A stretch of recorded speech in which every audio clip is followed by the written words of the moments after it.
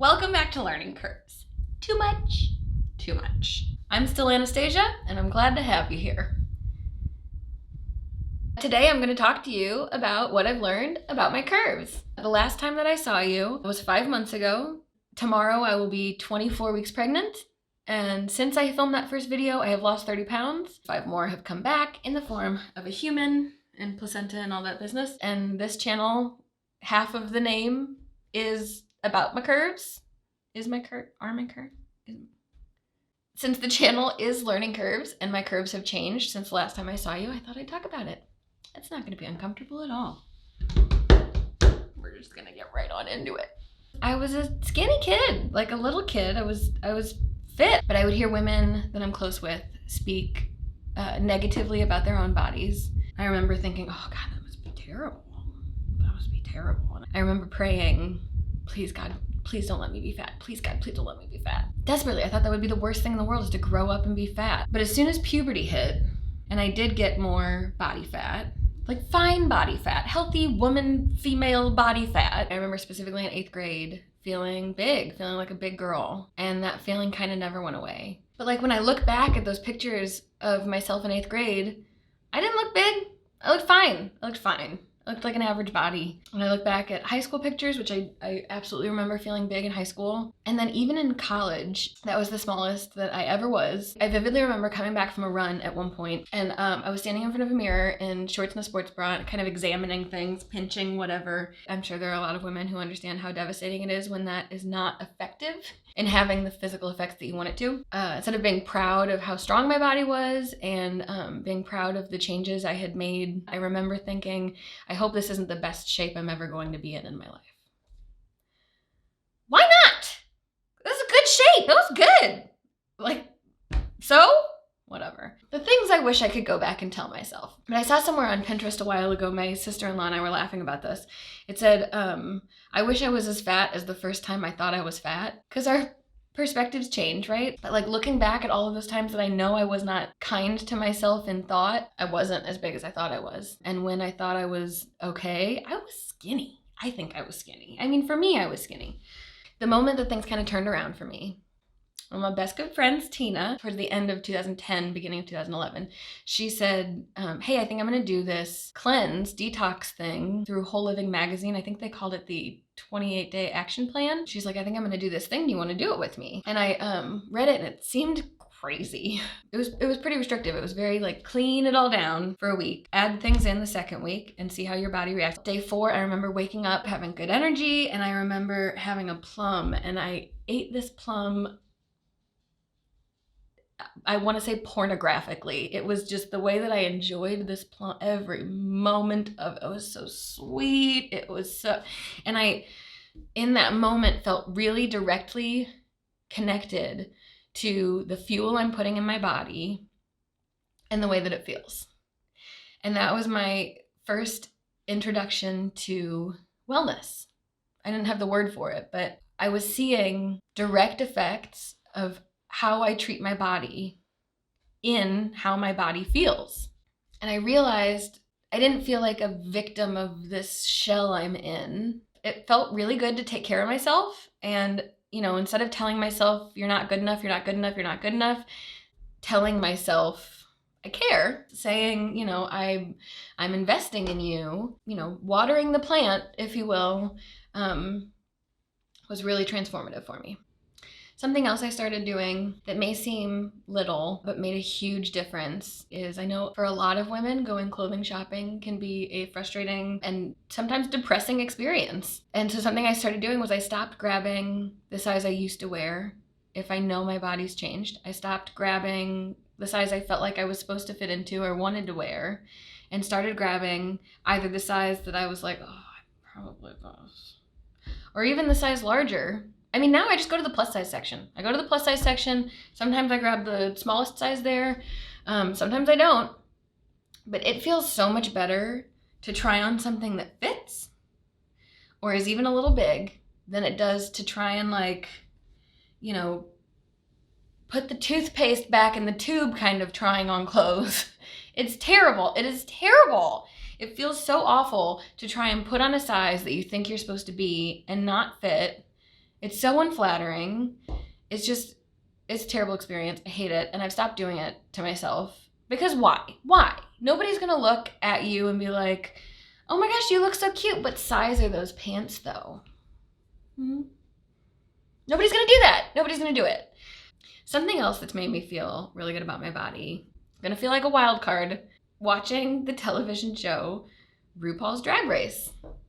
Hearing men who are not interested in women's bodies in a sexual way speak positively about women in general, but also women's bodies, so much so that they're emulating women's bodies, has had a really positive impact on myself, on seeing myself, on how I feel as a woman. You don't hear a lot of men speak positively like that about a woman as consistently. And if they do, it's like, oh, he said a nice thing about a lady. What a guy.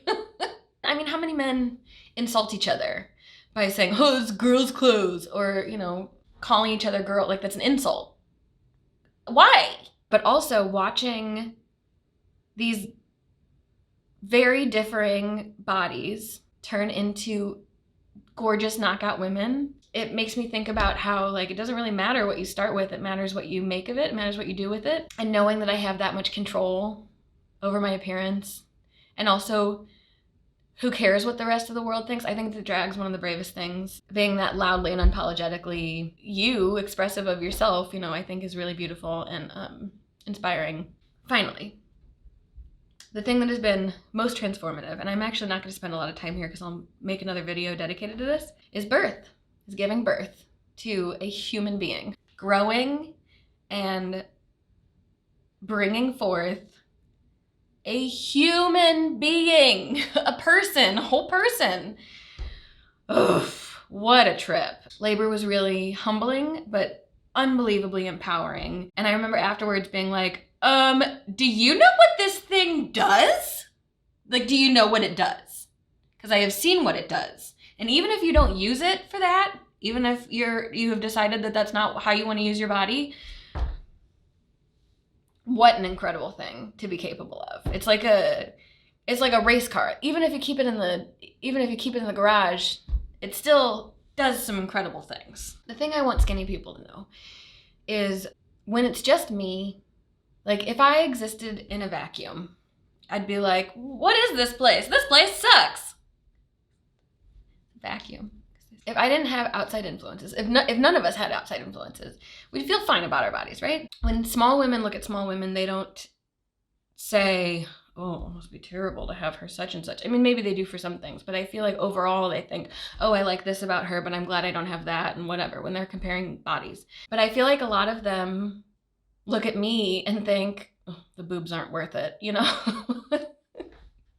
I think in short, I wish that skinny people would not assume that they know what my experiences are or how I feel about my body. You know, there'll be times I'll, mention something about my body where I'll get a sympathy reaction when I'm not looking for one. Yeah, I'll be talking to someone about how I don't love wearing a swimsuit. It's not incredibly comfortable. The real reason that it's not comfortable is not because I'm ashamed of my body. Part of it is that as much as I overshare, I also enjoy having some privacy, and there are parts of my body that I want to be private about. The bigger thing is, Mama always said, don't ask a question you don't want to know the answer to. And I don't want to show my body off in a public situation where more people can give me unsolicited opinions or reactions to my body, because it's a lot of those unsolicited reactions that have been really painful. For instance, I was getting my hair done one time. You talk to your stylist, right? I was like, oh, this woman and I were so different. For instance, I look, how I look. And she goes, with a great personality. That sucked. I just said I look how I look. I said I look like this. And she went, I'm so sorry. So that wasn't me saying I shouldn't look like this. That was someone else saying, oh God, I just can't imagine what it would be like to look like that. And that happens a lot. I've known a few small women who have talked about how they've started going to the gym, and I'll say, oh great, that must feel good. And they'll say, yeah, I never had to worry about my size before. And, now I'm seeing some changes, and I want to just nip it in the bud before it gets out of control. And I want to be like, oh, before you look like me? Is that what you mean? You mean before you look like me? I know that's not what they mean. And they, when that happens, they're probably not thinking about who they're talking to. But if you're a size 2, if you're really tiny, don't come at a 14, sometimes 16, sometimes 20. I'm not now. Now I'm size pregnant. I'm size 5.5 months pregnant. There was also another time that a family member, she was doing a triathlon, it might have been, I'm not sure what it was, a physical thing. And she sent out this picture of a woman who did the physical thing with her. And it was a bigger woman. This woman was probably, 350, 400 pounds. And she sends out the image of this woman saying, I was so proud of her. She did this. She must have been at least 250 pounds. And I was like, I am closer to 250 pounds than that woman is. And that was also painful. I'm not crying on my channel in video 3. I'm not doing it. I'm not doing it. The number doesn't really matter, right? But when you're in the 220s, 230, I was 230 pounds when I got pregnant, okay? And then I went down to about 200, and now I think I'm at right around 205. Wasn't gonna say the numbers, but I did, because it's important, because I'm talking about the numbers about this other woman. So, when I was 225, seeing this picture of this woman who's, probably 150 pounds larger than I am, and hearing someone else say, she must have been this number that I almost am, and saying this is huge. It's like, she's saying that I'm huge. She's saying, well, I'm almost huge. Something else I'd ask is that if you're telling me about somebody who lost a bunch of weight and this is how they did it, and not in like a, oh, hey, did you see so-and-so? They look great. I think this is how it happened. But more in a, oh, have you ever thought about trying this type of thing? It communicates to me that you don't think that how I look is okay, and that there's something about me that's not satisfactory and that I need to change. And that's not for anyone else to decide, right? That's for all of us. It's for us to decide what we're okay with our own bodies, how we're okay operating these machines and caring for them. I don't want to hear you talking bad about you either. Oh, it gets on my nerves so bad, because it's not, I don't get mad at you. I get mad at the world. I get mad at the world when I hear tiny women, or any woman really, but bigger women I usually kind of commiserate with. Like watching My 600-Pound Life, I feel compassionate and like, I know, honey, I know.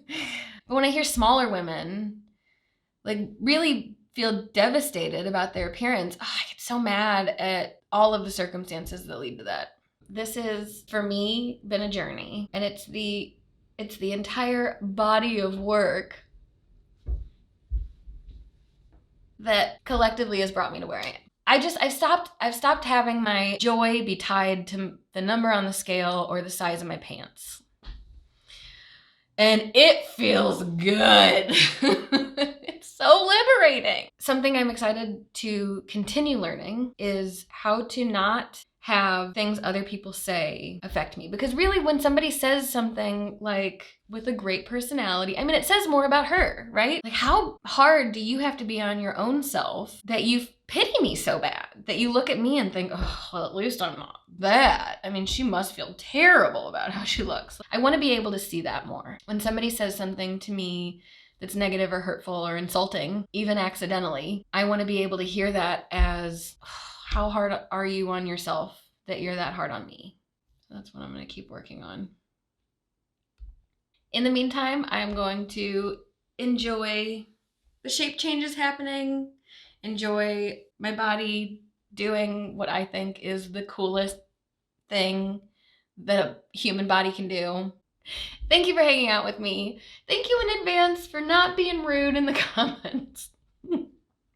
Ooh, it's a girl. It's a girl. Another girl. And making a fempire. Every time I say that, I feel like it sounds like vampire. But you know what I mean, like female empire. Like an empire moment. My husband doesn't love that joke. Also, he's been really helpful. He's been really complimentary, really supportive. And sometimes seeing him see me makes me feel good. He's nice. He thinks I was mean to him in the last video. Do you think I was mean? Tell me in the comments if that was too far. Don't tell me. I don't want to know that I was mean. Anyway, hope this was interesting. Thank you for listening. And I will see you next time. Bye.